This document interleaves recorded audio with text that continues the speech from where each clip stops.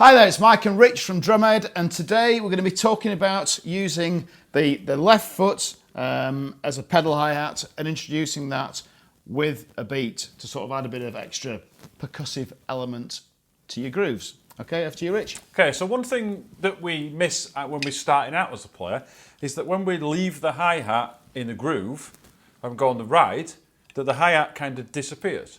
Now it's quite important to try and keep the hi-hat sound in there to keep the story going. Yeah. So, you know, imagine it like if you're watching a film and the main actor is here, that's your hi-hat. And then all of a sudden, the main actor disappears, some other actor comes in, takes over, and then now that's the ride. And then they switch back again, and it gets really confusing. Whereas if the hi-hat goes into the background, and then the ride takes over, and then they switch again, then it makes much more sense as a complete story.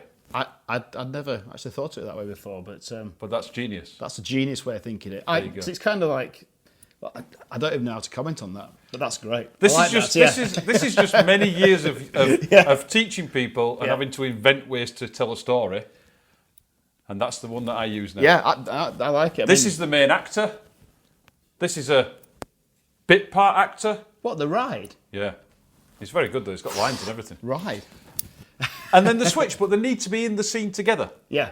So that's what we get most of the time when this comes in. This one disappears. Let's try and keep it in there. So the first way to do it is to try and put it on 2 and 4. Okay, so that's exactly the same time as your snare drum.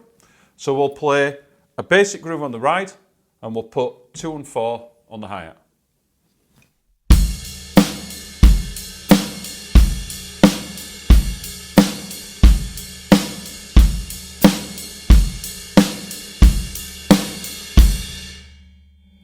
Okay. Brilliant. It kind of acts as an extra, I think, like I said in the introduction, like an extra percussive element, doesn't it? Yeah.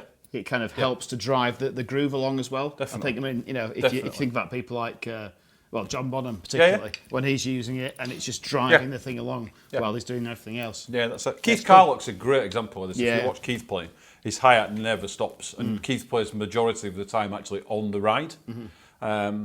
If you watch his left foot, it never stops. I mean, that'll probably be something we cover in a different lesson because that's quite advanced. He replaces bass drums with hi-hats and things, so it's, you know, it's a little bit more in depth. But for now, it's just to get you going.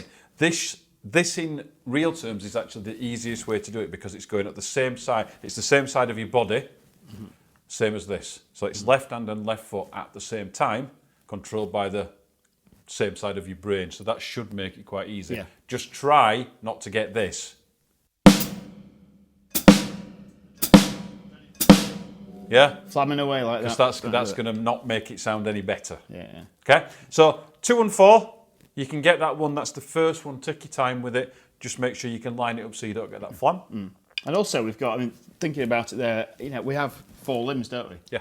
So one, you know, to getting used to using all 4 in the independence, from the independence point of view, it's a great thing to start early on. Yeah, that's it. And then the next step to that would be to put it on all 4 notes. So if you've got 1, 2, 3, 4.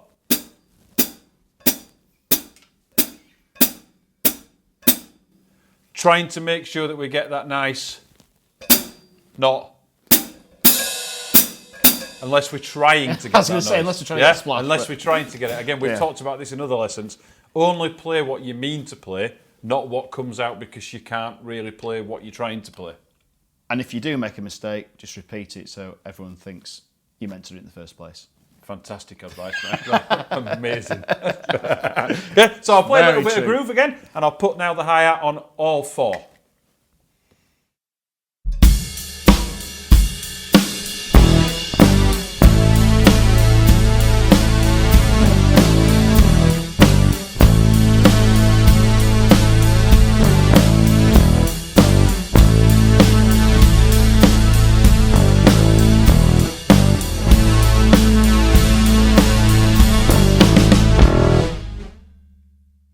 Yeah. Okay, so it kind of adds, although in that situation then it kind of gets taken away a little bit by the bass drum and the snare drum kind of covering it up. But it's a balance. there. It's a balance, isn't it, as well? And that's another a big point in learning how to play your kit, is to balance the different parts of your kit. So to me, if you know that wants to be a strong element of the groove you're playing, then you need to bring everything else down because it's never going to be as loud to make it on the same sort of level. Yeah, you're right. Yeah. You're right. I mean, the other thing with that is you'll see that we're playing a very simple groove. Obviously, there's an element of independence starts to come in when you start messing with this foot versus this one playing the quarter notes. Yeah. So, but for now, this is just about getting that going and getting it working. Yeah.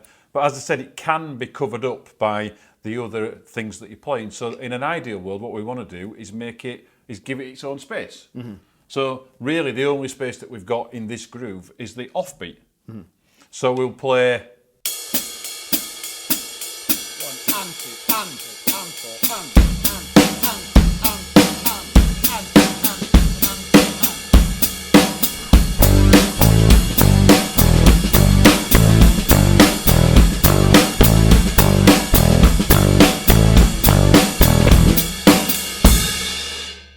Okay, so now it's got its own sound. You can hear where it's supposed to be. Yeah. So really, the point of it is to work those as an exercise on 2 and 4, on all 4, and then off the beat, and then you can work on which one you want to do depending on what music you're playing. Again, it comes down to what we said before in many lessons about choice, isn't it? Yeah, and where you want to put it. That's it. I mean, in real terms, it should always do something. So instinct, really, when this hand leaves here and goes there, this should start to do something. Or, I'm thinking a lot of the time when I'm playing, if it isn't doing something, and I know you see this a lot with drummers, if you watch the left foot, even though they might not even be playing the actual pedal hi-hat, you can see it's like your inbuilt metronome, isn't it? Yeah. Keeping going with that left foot. And you see so many drummers, and you look at down at the feet, and they're not doing anything, but you're still moving that action. That's it. And to me, that it just kind of It's you're right. You're right. I mean, so we've got a couple of little basic things there. I mean, if you wanted to, you could actually put it on the 8th notes to fill it out altogether. So that's the same as the right hand's playing.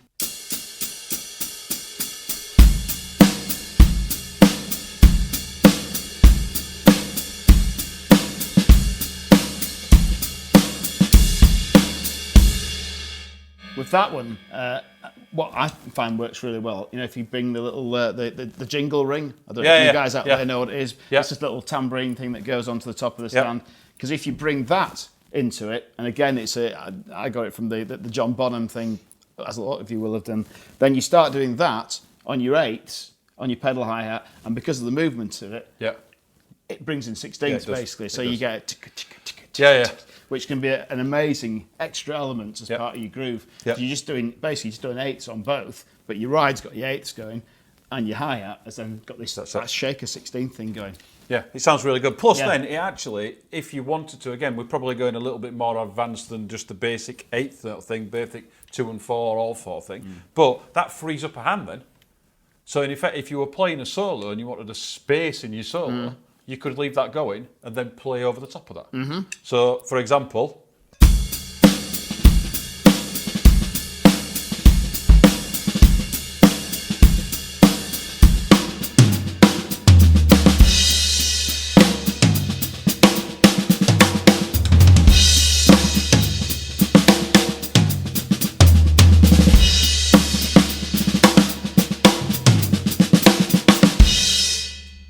That brings the debate as to whether rock drummers should ever do solos. But that's a whole other debate. Yeah, it is. But yeah, it is. It is. I mean, again, we'll talk about this in different lessons. Should they do them? If you could do one, not if it's just an elongated fill. That's a whole. Depends. We'll see. We'll have a debate about that. It depends on the music. Choices. What works best for the music? It does. If you've got a super group of musicians playing, then that's expected by the drummers. That's expected that the bass players are going to play something because musicians are going to watch it. If it's Bon Jovi, then no. Nothing against Bon Jovi. I've seen Bon Jovi a few times, but you know what I mean. Backtrack. Yeah, we don't want to listen to that. Yeah, okay. So, but it's just another idea. Yeah, it is. To get that left foot working. So we're talking about the left foot, Talking about the left foot. Yeah. And I guess, pushing it on a little bit, you could, we were talking about this before, put a splash in there. Now, there's numerous different ways to do this. I tend to do it by coming down and then out. Down and out. Yeah? So it's a little bit more work, but I find I can keep that going better by doing it that way than I can by doing, the other way that people do it, which is... Yeah. Which is how I would do it normally. Yeah, so I would go this way. But you've opened this up, haven't you? You're a down and out, aren't you? Hey! Okay, yeah, anyway, so this is the foot technique that I use for the foot splash. Yes.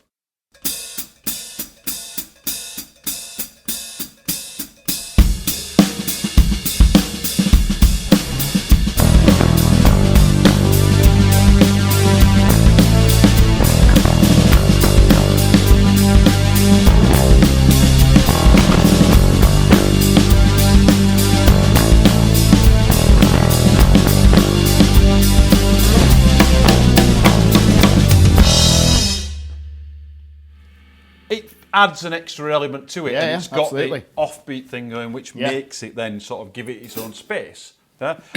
Obviously, then there are elements of, yes, we've got to work on the independence of both feet. Because when you start introducing anything that's got this foot in it and that's doing that, then it gets more difficult. Yeah, but it's just a case of working out time. We'll do a lesson on sort of how to develop that independence thing and how to think about it, because a lot of the time it's not a physical thing; it's a mental thing about how we actually think about what we're trying to line up with what. Yeah, so we'll talk about that. Well, it's one of the big things to conquer, isn't it? Yeah.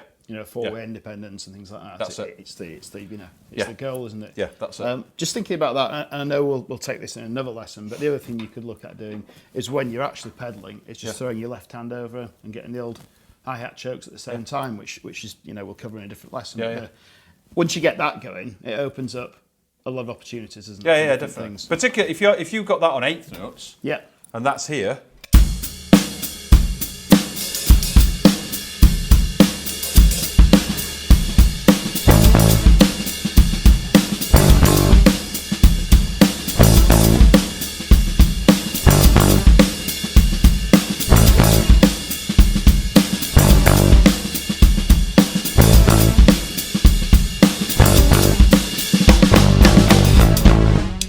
Yeah, so there's a ton of possibilities, and it all starts with 2 and 4, all 4, offbeats, eighth notes.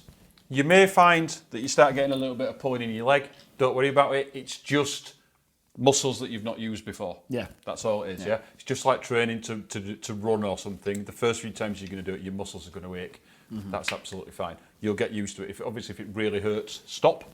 Come back to it another day. But that's fine. Take your time with it. As always, work it slowly, gradually start to speed it up, and then try and incorporate it into your playing. There's quite a great thing to work on. Yeah, no, it's brilliant, and there's a lot to think about and work on. But as we always say, just take it slowly. That's it. And you'll get there. That's it. Practice, practice, practice. Indeed, as always. Have fun with it, guys, and we will we'll see you on the next lesson, and we'll play out with something. Show a few different things and play it out. out. Let's do it. Let's go for it.